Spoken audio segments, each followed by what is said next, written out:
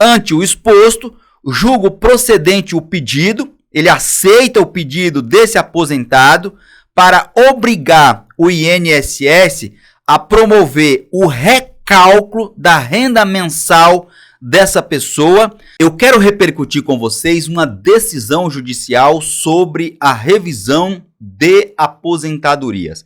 É importante compreendermos esse tipo de decisão porque, veja, o Supremo Tribunal Federal vai ter que analisar como fica a situação daquelas pessoas que já entraram com ações e têm aposentados e pensionistas que já estão, inclusive, recebendo o seu benefício revisado. Só que, como o STF julgou duas ações de inconstitucionalidade que reflete diretamente no resultado da revisão da vida toda, os ministros precisam esclarecer essa questão.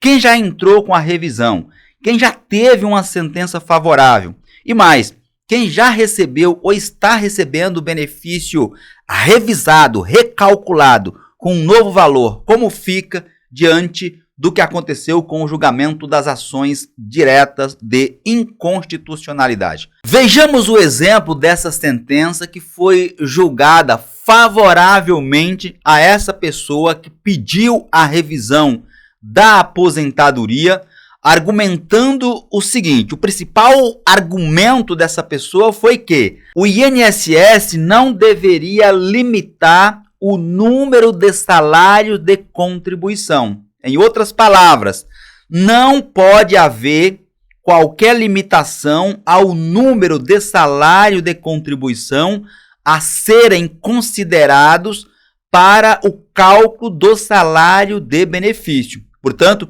essa pessoa buscou a desconsideração do limite que o INSS impõe, que é julho de 1994.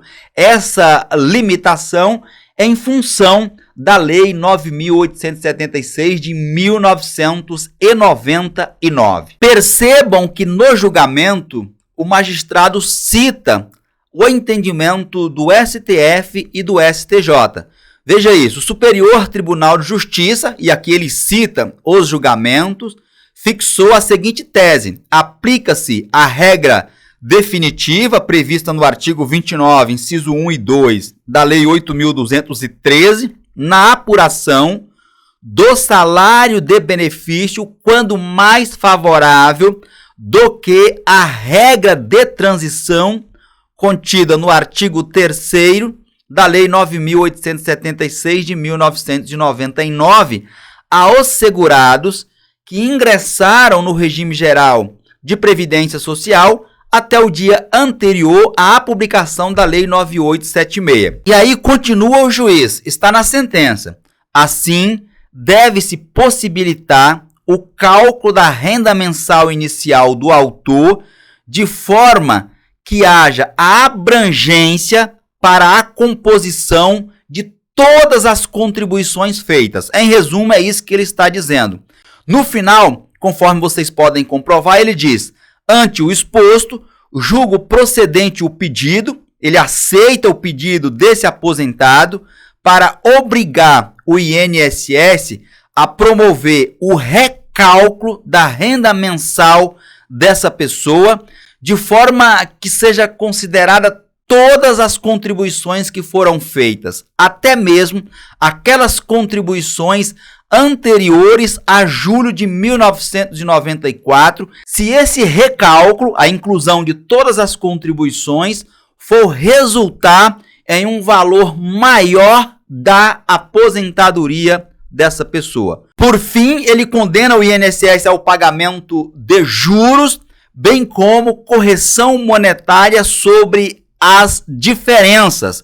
Essa palavra diferenças aqui significa valores atrasados. Então, em resumo, o juiz obrigou o INSS a revisar essa aposentadoria com base exatamente nessa discussão que nós temos lá no Supremo Tribunal Federal acerca da revisão da vida toda. Porque vejam, olha o que ele diz: a matéria foi, inclusive, objeto de tema nos tribunais superiores. Lá no STJ, tema 999, revisão da vida toda, e no STF, tema 1102, cuja tese de repercussão geral fixada foi a seguinte: o segurado que implementou, ou seja, preencheu os requisitos, preencheu as condições para o benefício previdenciário após a Lei 9876 de 99 e antes da vigência das novas regras da reforma da Previdência introduzidas pela Emenda Constitucional número 103 de 2019, que tornou a regra transitória definitiva, tem o direito de optar, tem o direito de escolher pela regra definitiva, caso esta lhe seja mais favorável. Uma decisão publicada no Diário Eletrônico da Justiça, e é por isso que o Supremo Tribunal Federal vai ter que esclarecer, por exemplo, casos como esse, que foi julgado procedente. Entretanto, o Supremo Tribunal Federal, ao julgar as ações diretas de inconstitucionalidade, matou a revisão da vida toda. E a pessoa que teve uma sentença como essa favorável, como fica a situação dessa pessoa?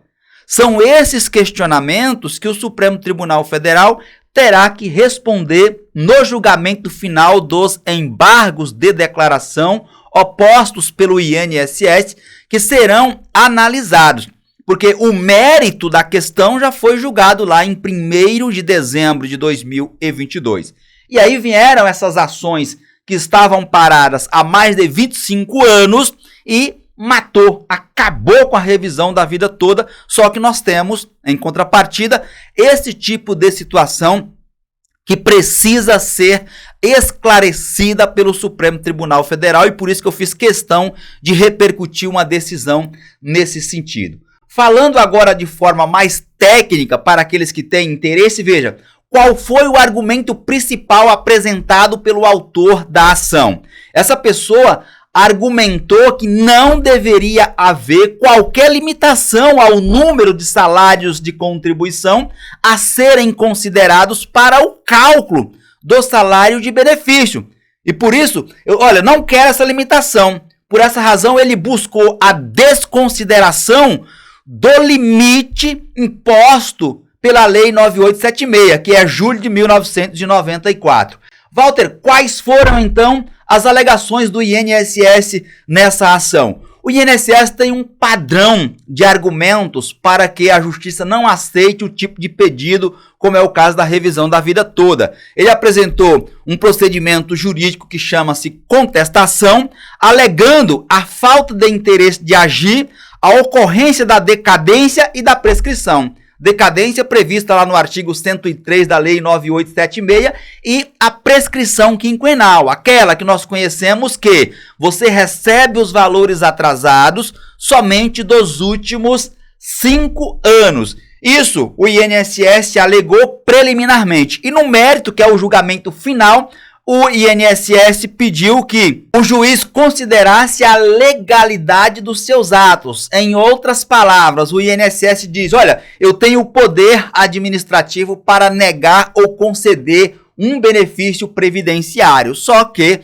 aqui o INSS comete um equívoco porque nós já estamos na esfera judicial e, portanto, sobre a legalidade de seus atos e sobre os sectários legais, não pode ser aceito como argumentos válidos num julgamento judicial. E como foi a decisão final? A decisão final foi a seguinte: no caso, o juiz descartou esse pedido de decadência alegado pelo INSS e conferiu a prescrição dos últimos 5 anos. Aplicou, a prescrição quinquenal, ou seja, essa pessoa irá receber o pagamento dos últimos 5 anos. Agora, me diga aí nos comentários se você entendeu tudo que eu te expliquei até aqui. E o que você acha que vai acontecer lá no julgamento no STF a respeito desse ponto, em que o STF tem que esclarecer esse tipo de situação. Compartilha muito o vídeo em suas redes sociais e grupos de WhatsApp